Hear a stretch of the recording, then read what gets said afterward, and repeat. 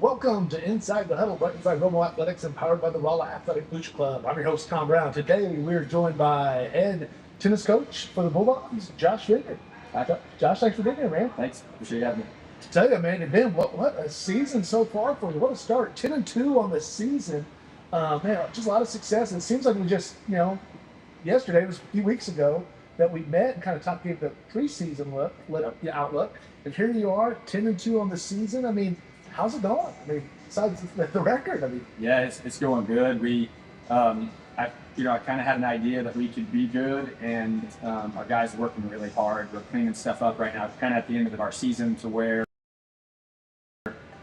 we're trying to just weed the garden a little bit here and a little bit there, and then keep those weeds out. And as we move forward to districts in a few weeks, but we've been really pleased with our guys and the ability that they've shown to work hard, and we're getting better little bit by little bit. We're going to get tested a few times in the next couple of weeks, where we'll expose a few more things to work on, and then we'll take those few things headed into the postseason, work on those few things, and get ready to make a run at it at the end.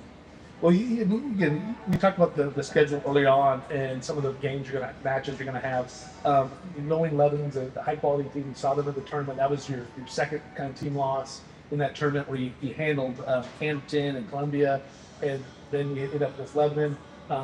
Again, always a tough time to play them at their tournament and everything. Yeah, and that was a great test for us. We in that tournament, you play 3 duels the day before, and then you come back early in the next morning and play championship round again. So it's kind of a test of both conditioning and toughness, and a lot of different things come into play. If you're going to play, even if you're playing someone that you beat fairly easily in those duels, you still have to play games to 8 with ad. And so it's even if you 8-0 them, you still got to win 8 games, and so that takes a toll on your body a little bit, and mentally a little bit too. And we knew Lebanon was going to be really good. Coach Kroll's done a fantastic job there, a good buddy of mine, and so we kind of had their number my first year. He beat us in districts to knock us out, and then I think they may have got us one other time those first couple of years, or that first year. But then we kind of had their number, and so he's kind of been waiting to have it kid beat us. And he told me before we got started, and their number 3 was gone, so that kind of shows you their depth. Their 3 was gone, and they still beat us 6-3. But we competed really well. I thought that we got to figure some things out that we wouldn't have gotten to figure out had we not got a really quality opponent to play in them. So now we get them again next Thursday. Our kids are really excited to get another chance to beat them, and so we've got to. They will be almost as good as any team we play in our district, pretty close. So our goal going throughout the last week of practice, and as we move forward next week, is what are the things that they expose that we got to get better at. So we've been really hammering those things, and we're going to hopefully go out there on Thursday and having fixed a few of those things and figured out, oh, this guy's lobbing on me in doubles, and I've got to hit a lob back. Well, you can't take a lob and hit a forehand on the baseline and have much success and not get it poached. So we got to see that, and we hadn't got to see that yet. Sometimes in doubles, you get a team that was lob, and we do that too. Yeah. So and kind of junk it up a little bit, but that's hard to play against, and having the confidence to hit that lob and be okay with some of them missing. We weren't real confident. We didn't want to miss, so we weren't quite as confident in hitting those shots. Now we've got enough reps in that we'll come back and we'll play them a little bit different than we did the first time. At least, if nothing else, I think we'll have a lot more confidence about what they're going to do and what we can then do to combat it a little bit. So we get them Thursday. We got Farmington first, so we'll have to play Farmington, and then we'll turn right around and back to back and play them. But our guys are amped up to get another shot at it. Oh, I bet. You gave that example of the lob, and then they try to press, try to guide a little bit too much. You think about with baseball, when all of a sudden you're trying to guide it in there and say it's throwing and let your technique take over. Absolutely. Then start doing that. They'll make you pay, especially on that doubles where it's so tight. Yeah, there's not much room for error when you're trying to hit cross court and they're really being aggressive. You don't have much room for error, so you either got to get it cross and get it wide, and you're going to miss some, or you lob, and depending on the winds, you're going to miss some there too. And we try to really help our guys understand that they've got to give themselves permission to miss, because if you don't, and you play that way and you aim, then you're going to miss more. So just trust yourself, move your feet, trust yourself, hit those shots, and you're gonna miss some, and you got to live with that. And so it was a great learning experience for our guys. They did not like to lose. We had won that tournament 4 years in a row, so it stung quite a bit. And I'm glad it stung. I mean, that's what you want. You don't want them to be okay with that, and they weren't. They were pretty quiet ride home, and so it showed them that they've got things to work on and get better. And I think too, when we went to 8 afterwards and got some barbecue and had our fun, because we do that. Like that's part of our experience, is that we're going to eat on the way home and we're going to have fun and enjoy those moments. Kids will never forget those moments. But we got to talk some there, and really the first question I asked them was, how many of you on this team right now have played in pressure tennis matches where there's a lot on the line? And I had 2 hands go up. And so I said, that says part of it is that you haven't played in a lot of pressure matches where if you take care of yours, you're going to help your team win. But if you don't, then on the flip side of that, it's going to hurt your team. And so they hadn't had that experience. Now we have some of that. And so those younger guys that are, Cam Brown and Pax, those guys haven't played in those type of matches. But with that experience, now they played in the Springfield Invite yesterday. So they got that experience too. Big matches with pressure against good people. And so I think that every match we get like that moving forward. We're going to have Blias, we're going to have JCJs on Monday, so we're going to have that experience where at the end I feel like that won't be why we lose a big match. It's going to be, there might be other things, and they just may be better than us, but it's not going to be because we just not been in those moments, had that pressure or experience. So I'm excited to see kind of what we do now. I thought yesterday. The Springfield Invitational. I didn't clarify that, but the Springfield Invitational. So how they run the Springfield Invite is, basically, you can enter 2 singles players and 2 doubles teams, and what they'll do is they'll put everybody in one bracket. So your 1 will be basically at the top of the bracket. They'll put your 2 at the bottom, and so all your 1s will, in the first round, will play somebody else's number 2 singles, and it may not be their 2 ranked singles. How it works is, like, for example, Lebanon's number 1 and number 2 in rank order, they play doubles together, and so that means that their number 1 singles player was their 3 or their 4. So they you don't know if you're getting their number 1 or their number 3. It's kind of all mixed up, but you're going to play really good people. We went, maybe as a group, the 2 doubles teams and the singles teams we had yesterday went 9-5, and to go 9-5 against really good competition with 55 kids in the bracket. And traditionally the Springfield Invite has been one of those where you can go, and we played really well there, but if you don't win your first couple matches and you lose, then you're out. You're done for the rest of the day. And the Springfield schools have done something really nice to where now, once you lose in the bracket, they will put you in a pool play. So they'll put maybe 3 or 4 other teams or individuals in a pool play with you, and then you'll play everybody in your pool after that. Nice. So then you're going to go there, and if you win your first couple matches, then you might get 3 pool play matches, so you might get 5 matches or 4 matches. So we went 9-5 overall. We competed really well, so you got to play some really good players. I thought Keaton Renard played phenomenal yesterday. He's playing, I think he's 8-3 in singles right now. As the number 1. Which is where typically that jump to number 1 has always been a struggle for our team, just because, before it's like they might have been the 2 or the 3 the year before, but now jump to 1, you're getting kids that's all they do. Yes, you're getting kids that have grown up playing tennis, and you're getting better kids. I mean, every school pretty much has a good 1. It doesn't matter where we go. I mean, they're going to have a good 1, so you're going to have to play a tough match every night. And he's handled that pressure really, really well. Yesterday, he won his first round match, then got into a match with Kickapoo's number 2 rank, overall rank, and was just in a kind of a dogfight, but he was playing really aggressive, and he got up 7-4, and he had a ball that was really weird. It's kind of I hadn't seen it happen yet in 4 years, where he hit a really monster serve, and the guy just hit it back, but he hit it deep. It was going out, and Kay just kind of moved to the side, but the wind was enough that it moved the ball, and it got him. So then that's automatic point for the other guy. So he was up 7-4. That would have made it 30-15. You would only had 2 more points to go into the quarterfinals, and the ball hit him. Well, then that kind of changed the momentum of the match. The other guy got a little bit of momentum, and he dropped a few games in a row. Then it went to a tie break, and he lost his first tie break of the year. So he's been in, I think, maybe 4 tie breaks at 1, that's awesome. Because you're competing and you're winning those tough matches and pressure moments. And he's done that real well, and just came up a little bit short against the Kickapoo kid, but but competed really well. Then he came back and got another one in the pool. So just extremely excited for where he's at. His game is just blown up, and now that's starting to trickle down, and our other guys, their games are kind of going up with him, and it's fun to see. That's contagious. It is contagious. Yeah, they want to be part of that with him. Right. And like I said, when we first talked earlier in the year, in the season, he's done a great job of bringing guys along and sharing what he's learned, and it's been a lot of fun seeing that progression. And we switched our doubles up a little bit. So, you know, at the beginning of the year, we had Keaton and Pax Ledbetter together. We've had Keaton and Elson together. Now we've kind of changed that a little bit even more. So now our one doubles, we've got Keaton and Cam Brown at one doubles. We've got Paxton Ledbetter and Elson Long at two doubles. And then Kyle Robinson and Mo Agrau, they've been three doubles all year. So that hasn't changed. But those other two doubles teams have changed. And I think we finally figured out the right combinations. And now we're kind of to run with it. But it was kind of one of those moves where Pax and Elson, they're both very similar personalities. Not quite as much emotion sometimes as I would like to get out of them. Not as much rah and that sort of thing. But they blend very well together, and they treat each other really well.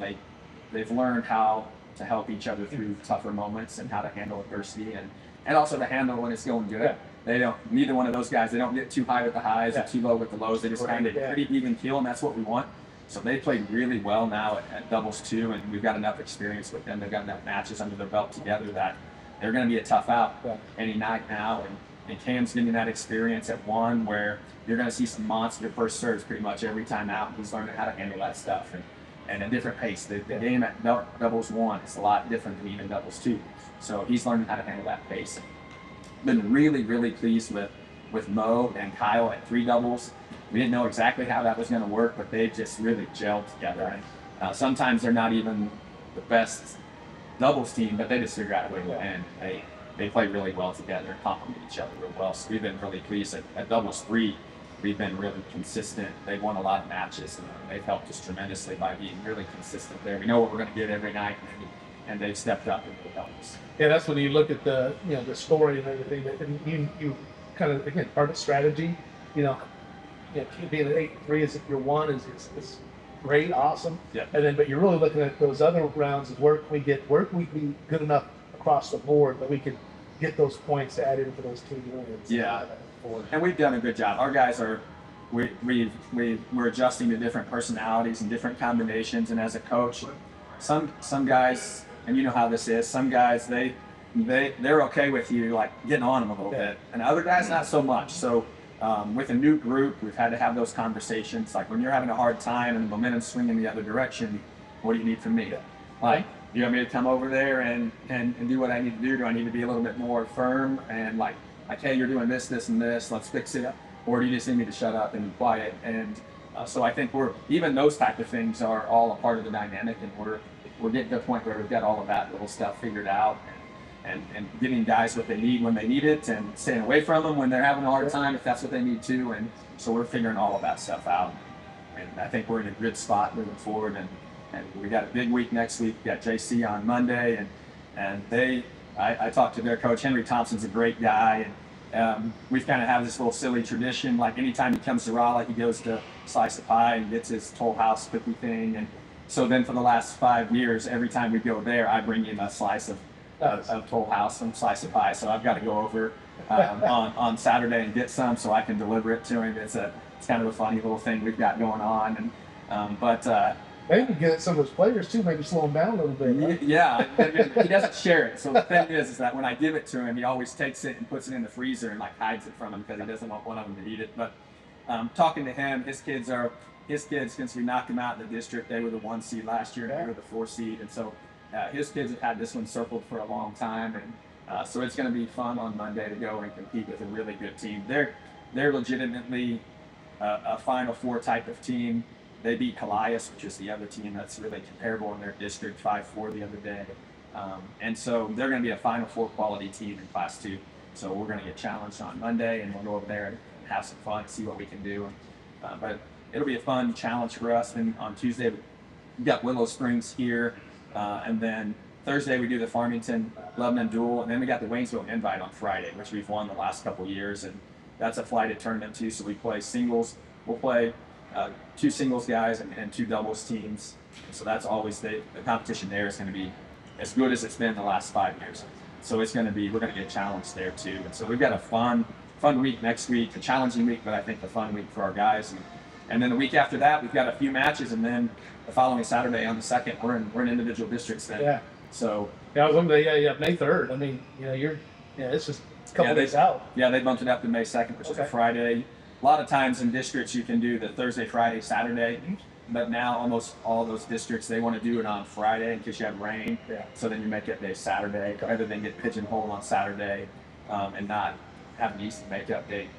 Because team districts then starts the following Monday. Okay. So we're going up on Friday, we're going to Branson on Friday, and so we've got a few matches now where we've got some comparable teams for seeds for districts, and we can kind of go into that seed meeting. You guys are in the upper class for tennis? We're in middle class, so we're in 2. Okay. Yeah, so we're in 2, and we go to Branson, and so that'll be different, a whole new environment. We've gone to Cap City or Elias the last 4 years, so that'll be a different courts, different environment. I'm going to try to take us up. I've got to work out the details, but I'm hoping to take us up the night before, stay the night, because we have to travel 2.5 hours. We got to get up at 5:30 and then go play it at 9 o'clock. That's not a good recipe for success. So we'll probably take those guys down, stay the night before. That'll be a good experience for them, and then that way we're not getting up at 5 or 5:30 to go play big matches. And so, but we're on that downhill slide now. We just got to finish strong. Yeah. Well, we were talking about, it's that shortened season you have in the spring, unlike all the other sports where, you got to get done by a certain time. School's coming out, so you got to cram it in. You said looking at all those matches that you have coming out, it's a lot, but now's the time to have them ready. You got tough competition, Lebanon and Jeff City, and then finishing with Farmington there for the Waynesville Invitational, and that's what you need before district play, to have them in the right mindset, have that experience, see the things like we talked about already. It's going to be another, I think, exciting run for the Bulldogs. Yeah, and we've also got some guys that got some varsity wins. We've been able to play some people to where Tristan Ace, who's new to this, he's really came on strong. He played doubles too the other night with Cam and got a varsity win, and Loyal Davis got in on doubles 3 and got some experience. And Owen Black played singles against West Plains the other night, so got a varsity win under his belt. So it's been really fun. And a lot of different ways for our guys to be able to get the experience we want them to get moving forward, but also a little pressure and a little chance to help us win. So, yeah, we're excited moving forward. We'll see what we can go and get that. Well, it's good. So, we talked about a lot of success for the kids, 10-2. You're seeing kids step up. You get some younger kids that have kind of opportunities that are able to get some points. So, and that's really what you want. And then you talked about connecting with kids, right? And that's one of the things that's changed a lot from back when we, were young and going through with coaches. I mean, there was the coach treated you how he wanted to treat you. And then there was the golden rule of treat somebody how you wanted to treat them. Well, if you're dealing with a hard-nosed coach, I mean, that's pretty much one line. Yeah. But today, you can't do that. And then we use that from the leadership side, too, is called the platinum rule, is you treat people how they want to be treated. So, like I said, you have that conversation. What do you need? What's going to get you to the next level? It's going to be, challenge you, encourage you, have that conversation. Like I said, left space. I love that because that's what, having that feel between you and the team and what's the most successful. Now, sometimes they want one thing, but that's not what they need. They need something. And that conversation has to listen. Here's what I'm getting into. Yeah.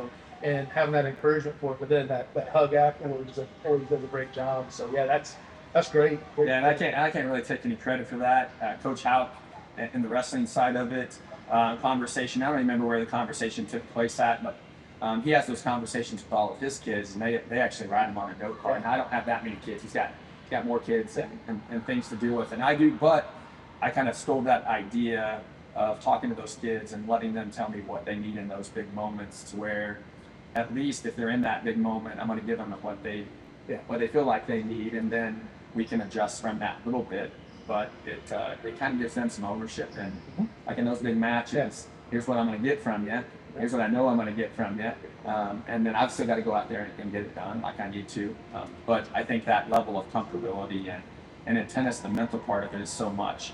That momentum swings so quickly in tennis that at least giving them that ownership in it has really helped. And hopefully I'll do an even better job as we move forward and be able to do that more and have a little bit different conversations earlier and try to work through that with all of our guys where we have that, because it's probably how they want to be treated most of the time, and try to figure that out. But it's just a process of taking time and figuring it out. But hopefully it'll help us be better and be our best potential when we need to be at our best positions. I think you got them going in the right direction. I've been able to attend a couple of the matches so far, and just watching the growth of them just from when the start of the season happened. You can see the confidence the kids are playing with, the way they're hitting the ball, and the approach they're taking. Yeah, I think I've been doing a great job with them, and I'm excited to come see how this next run goes. Yeah, it'll be a lot of fun.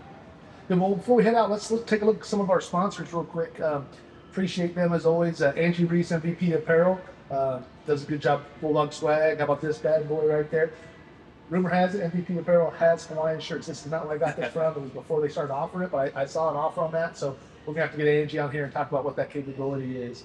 Dan Collier, the State Farm, not just a good neighbor. He's a great neighbor. Love Dan Collier. Probably the state's best chain game for Friday night football too. So always appreciate that. He takes good care of me too. Insurance side of things. Yeah, you got to take care of that stuff. Phelps County Bank, 100% employee owned. They're bankers by day, Bulldog fans by night. Appreciate everything they do. Go to mypcb.com to see them. Juan Skills Academy, Kobe Juan's, two-time All-State player, does a lot of development. Actually, he was just with him again the other night. Does a great job developing young kids, and just not just skill set, but the mindset to go there. He's going to have some exciting things announcing here coming up too, so we're looking forward to seeing more of that. And as always, Jackie at Info Bloom, Bloom Decor, Backdrop Rental, does everything, senior nights, events, weddings, Hunter and Sachs weddings. So I appreciate everything she does. So, Coach, you talked about taking Jeff City Coach the Toll House. Okay. So, what is your go-to? Because you're not going to go there and just get hit with a piece of pie. What's your go-to at the sauce spot? It's actually Toll House too. So I actually get two of them every time I go. So at least once a year, I will get one for him and one for me, and that's kind of my go-to as well. A glass of cold milk and a Toll House pie from Slice of Pies. So have you ever done? So I know they do like whipped cream on it, right? So they do like whipped cream. Have you ever like taken home and put the scoop of ice cream on it? I have not. I warm it up and get it hot, and then and then go that way. So I haven't put the ice cream on it yet. So you like Toll House cookies? So he turns. Yeah. What's his so he's a cookie guy. So he likes cookies. He likes to eat his cookies at night. So he saw something where he cuts them up small. So he makes them into like Cookie Crisp, little Cookie Crisp cereal. Yeah. Puts them into some milk. Just drops them in. Little floating cookies. Scoops them up. I'm not joking. I saw it the other night. Hey, the first I had a college roommate. That's how he ate chocolate chip cookies. He would literally just take them and crumble them in the glass and then spoon them out. Oh. So there might be something to There it. might be something to it. Might be. All right. Well, Coach, hey, good luck. So you got Reed Springs tomorrow? Reed Springs tomorrow. Reed Springs tomorrow. Jeff City on Monday. Yep. Then you're going to be back on Tuesday at home against Willow Springs. So come on out to the Barrel Lawn Tennis Complex over there and come visit and watch them. You haven't seen the boys play yet. They're a lot of fun to play. Come cheer them on. It's a good time. I hope the weather will be nice for them. Yeah, hope so. All right, so Coach, thanks for joining us. For Coach Vinyard, I'm Tom Brown, and from Inside the Huddle to the Heart of the Game, we'll see you next time.